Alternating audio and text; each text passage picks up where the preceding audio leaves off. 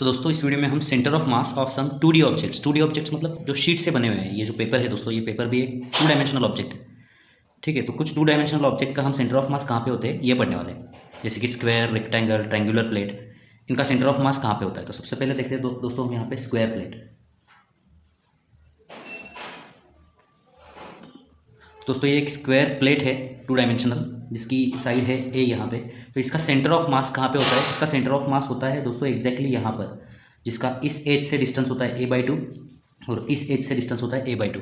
ठीक है, तो आपको यहाँ पे दोस्तों एक्स एक्सिस और वाई एक्सिस निकालना है। हम यहाँ पे एक्स एक्सिस निकालेंगे, हमेशा हमें यहाँ पे वाई एक्सिस निकालेंगे। हम ओरिजिन यहाँ पे सिलेक्ट करेंगे इस लेफ्ट कॉर्नर पे। ठीक है, तो ये जो सेंटर ऑफ मास है इसका वाई एक्सिस से जो डिस्टेंस होता है इसको हम एक्स सेंटर ऑफ मास बोलते हैं, और एक्स एक्सिस से जो डिस्टेंस होता है उसको हम वाई सेंटर ऑफ मास बोलते हैं। ठीक है, तो एक्स सेंटर ऑफ मास कितना होगा यहाँ पे दोस्तों, x centre of mass a/2 होगा यहाँ पे, और वाई सेंटर ऑफ मास होगा यहाँ पे, ये जो है ये भी a/2 होगा। ओके, और आपका जो टेक्स्ट बुक है दोस्तों वहाँ पे देखिए ये जो डायग्राम है इसको ऐसे निकाला हुआ है, ये a/2, ये a है, ये a है। ठीक है, और यहाँ पे ओरिजिन जो सिलेक्ट किया हुआ है उन्होंने वो यहाँ पे सिलेक्ट किया हुआ है, ये एक्स एक्सिस एज्यूम किया है और यहाँ पे दोस्तों वाई एक्सिस एज्यूम किया है। ठीक है, तो यहाँ पे दोस्तों सेंटर ऑफ मास इस स्क्वायर का जो है वो यहाँ पे होता है। तो एक्स सेंटर ऑफ मास मतलब वाई एक्सिस से उसका डिस्टेंस कितना होगा, 0, मतलब एक्स सेंटर ऑफ मास यहाँ पे 0 दिखाएगा, और वाई सेंटर ऑफ मास कितना होगा यहाँ पे, यहाँ से डिस्टेंस कितना है, ये a/2 होगा। ठीक है, तो आपका जो टेक्स्ट बुक है वहाँ पे दोस्तों कुछ ऐसे दिया हुआ है, हम हमेशा इस पॉइंट पे ओरिजिन फिक्स करेंगे। ओके, और हम यहाँ से सेंटर ऑफ मास का डिस्टेंस फाइंड आउट करेंगे, एक सेंटर ऑफ मास और Y centre of mass. Okay, तो स्क्वायर प्लेट का जो सेंटर ऑफ मास होता है वो इस कॉर्नर से a/2 और यहाँ से a/2 पर होता है। दूसरी फिगर हमें यहाँ पे कंसिडर करना है रेक्टेंगल। तो दोस्तों ये एक रेक्टेंगुलर प्लेट है 2 डायमेंशनल, जिसकी ये जो लेंथ है ये b एज्यूम करेंगे हम, और ये इसको आप h या फिर d भी एज्यूम कर सकते हो। इसका सेंटर ऑफ मास हम इस ओरिजिन से फाइंड आउट करेंगे। ठीक है, तो ये एक्स एक्सिस हुआ, ये वाई एक्सिस हुआ। दोस्तों इसका सेंटर ऑफ मास होता है एग्जैक्टली यहाँ पर, ये आपको ध्यान में रखना है, ये ऑलरेडी साइंटिस्ट ने फाइंड आउट किया हुआ है। ओके, वो कैसे फाइंड आउट करते हैं ये इतना इंपॉर्टेंट नहीं है आपके लिए अभी, सिर्फ ध्यान में रखिए कि ये जो रेक्टेंगुलर प्लेट है इसका सेंटर ऑफ मास यहाँ पे होता है, जिसका वाई एक्सिस से डिस्टेंस होता है एक्स सेंटर ऑफ मास, और एक्स एक्सिस से डिस्टेंस होता है वाई सेंटर ऑफ मास। और एक्स सेंटर ऑफ मास कितना हुआ यहाँ पे, x centre of mass b/2, और वाई सेंटर ऑफ मास कितना हुआ, ये d/2। ओके, यहाँ पे देखिए सेंटर ऑफ मास का वाई एक्सिस से जो डिस्टेंस है वो होगा b/2, और सेंटर ऑफ मास का एक्स एक्सिस से जो डिस्टेंस है वो होगा यहाँ पे d/2। यहाँ पे दोस्तों एग्जैक्टली इसका सेंटर ऑफ मास होगा। नेक्स्ट थर्ड पार्ट हमें लेना है यहाँ पे आइसोसेलेस ट्रायंगुलर प्लेट। तो दोस्तों ये आइसोसेलेस ट्रायंगुलर प्लेट जो है ये कुछ इस तरीके से होती है। ठीक है, इसके 2 साइड्स इक्वल होते हैं और थर्ड साइड अलग होती है। ये थर्ड साइड को हम यहाँ पे b बोलेंगे, और इसकी जो हाइट है इस हाइट को हम यहाँ पे h बोलेंगे। ठीक है, तो दोस्तों इसका सेंटर ऑफ मास कहाँ पे होता है, सबसे पहले हम ये ओरिजिन फिक्स करते हैं, इसको एक्स एक्सिस और इसको हम बोलते हैं वाई एक्सिस। ठीक है, तो आइसोसेलेस ट्रायंगुलर प्लेट का जो सेंटर ऑफ मास होता है दोस्तों यहाँ पे होता है।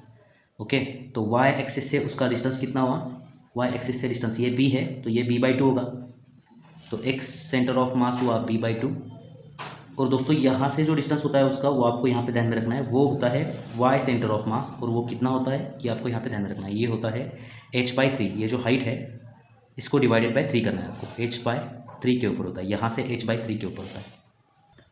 नेक्स्ट दोस्तों फोर्थ जो पार्ट है वो right angle triangular plate. Right angle triangular plate मतलब ये कुछ इस तरीके की होती है, और इसकी ये लेंथ जो है इसको हम b बोलेंगे, और ये जो लेंथ है इसको हम d बोलेंगे। ठीक है, यहाँ पे दोस्तों ये जो पॉइंट है इसको हम ओरिजिन एज्यूम करेंगे, तो ये एक्स एक्सिस हो गया और ये हो गया यहाँ पे वाई एक्सिस। ठीक है, ये जो दोस्तों ये राइट एंगल ट्रायंगुलर प्लेट है इसका सेंटर ऑफ मास होता है यहाँ पे, जिसका ये जो डिस्टेंस है ये डिस्टेंस होता है b/3, और ये जो डिस्टेंस होता है दोस्तों ये डिस्टेंस होता है d/3। तो यहाँ पे दोस्तों एक्स सेंटर ऑफ मास क्या हुआ, ये एक्स सेंटर ऑफ मास क्या हुआ b/3, और वाई सेंटर ऑफ मास क्या हुआ यहाँ पे, Y centre of mass d/3। Okay, next fifth part है दोस्तों, यहाँ पे देखिए सर्कुलर प्लेट। सर्कुलर प्लेट, ये सर्कुलर प्लेट कुछ इस तरीके की होती है, एक सर्कुलर प्लेट है।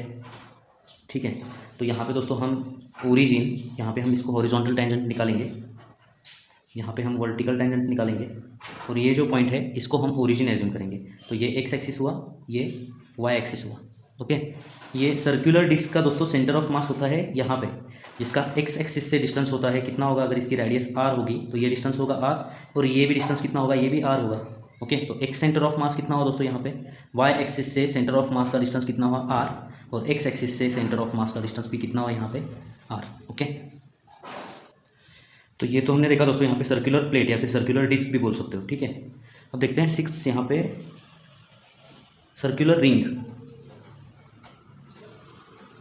डिस्क और रिंग में क्या फ़र्क है दोस्तों, देखिए ये जो है ये डिस्क है, ये सर्कुलर डिस्क है, और रिंग कैसी होती है, ये रिंग होती है। ठीक है, अगर डायग्राम निकालोगे रिंग का तो वो डिस्क जैसे ही दिखेगा, लेकिन आपको इसका डिफरेंस पता होना ज़रूरी है।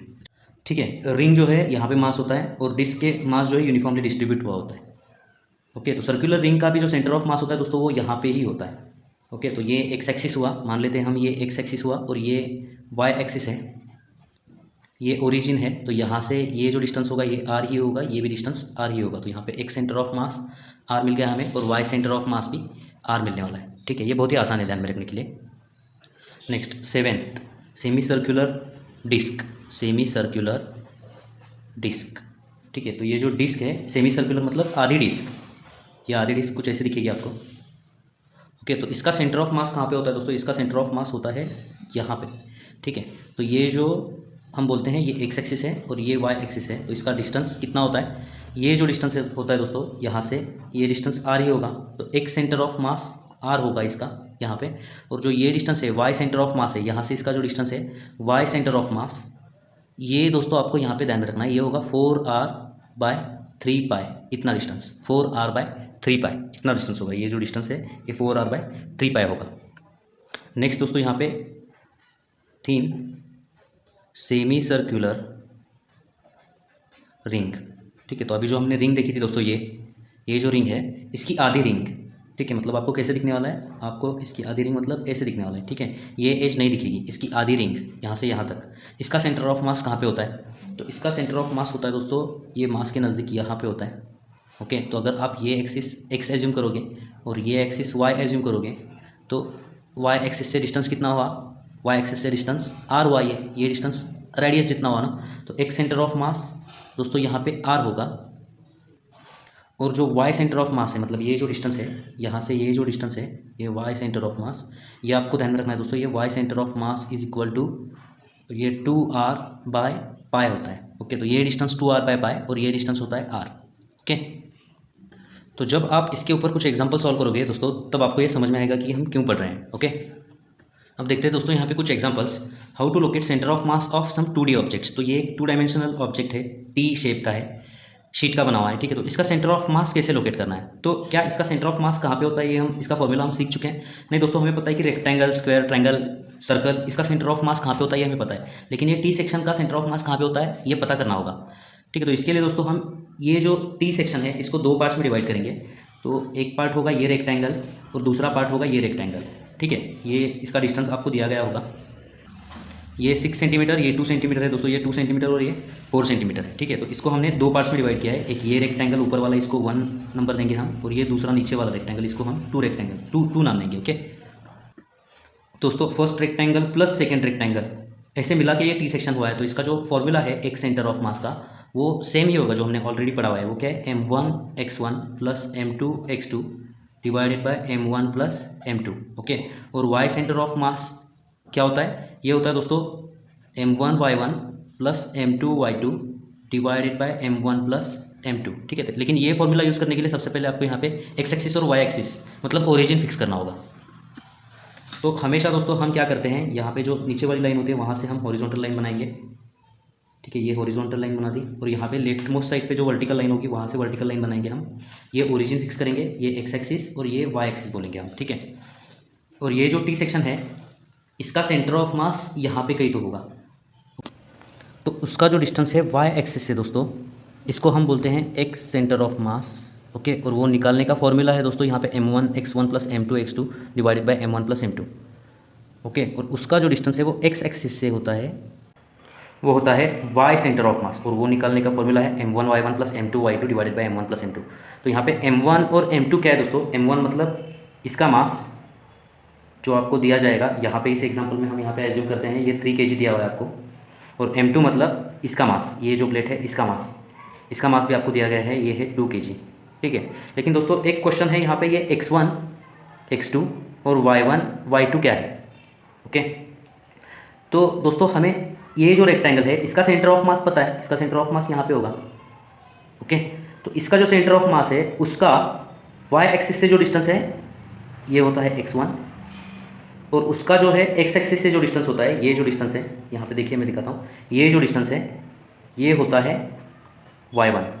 ओके, और हमें ये जो रेक्टेंगल है, रेक्टेंगल नंबर 2, इसका सेंटर ऑफ मास भी पता है, इसका सेंटर ऑफ मास होता है यहाँ पे, इसका y एक्सिस से डिस्टेंस होगा x2 और इसका x एक्सिस से डिस्टेंस होगा यहाँ पे y2। ठीक है, तो x1 y1 और x2 y2 क्या है हमें यहाँ पे पता है। ठीक है, तो अब दोस्तों ये फॉर्मूला निकाल के सिर्फ x सेंटर ऑफ मास और y सेंटर ऑफ मास हमें फाइंड आउट करना है। ठीक है, वापस यहाँ पे मैं एक डायग्राम निकालता हूँ। इसका हमें दोस्तों centre of mass find out करना है, मतलब x सेंटर ऑफ मास और y सेंटर ऑफ मास हमें फाइंड आउट करना है। ठीक है, हमने x एक्सिस ये कंसिडर किया है, ये हमने x एक्सिस कंसिडर किया है, और ये हमने y एक्सिस कंसिडर किया है। तो इसका सेंटर ऑफ मास निकालने के लिए हमने इसको 1 बोला है और इसको हमने बोला है 2। m1 हमें पता है दोस्तों, m1 कितना है 3 kg, और m2 पता है, m2 है 2 kg। ठीक है, एक चीज़ इंपॉर्टेंट दोस्तों यहाँ पे ध्यान में रखिए कि सेंटर ऑफ मास जो होता है ये always lie on line of symmetry. Okay, मतलब ये जो टी सेक्शन है ये सिमेट्रिकल है कि नहीं है, ये सिमेट्रिकल है दोस्तों।